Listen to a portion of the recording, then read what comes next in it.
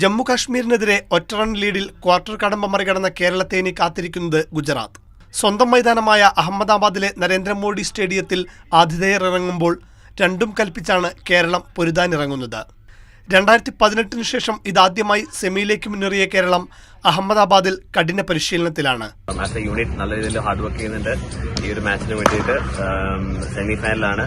So നമ്മളെല്ലാവരും ഭയങ്കര excited ആണ് ആ ഒരു മാച്ച് കളിക്കാൻ. സോ നമ്മുടെ 100% നമ്മൾ ഈ ഒരു മാച്ചിൽ നമ്മൾ കേരളത്തിന് വേണ്ടി കളിക്കും. സൽമാൻ നിസാർ, മുഹമ്മദ് അസറുദ്ദീൻ, അക്ഷയ് ചന്ദ്രൻ, ജലജ് സക്സേന, നിതീഷ് MD തുടങ്ങി മാച്ച് വിന്നർമാർ ഏറെയുള്ള കേരളം തികഞ്ഞ പ്രതീക്ഷയിലാണ്. It has been so wonderful. The journey has been absolutely outstanding. All credit goes to the boys and the captain and the support staff.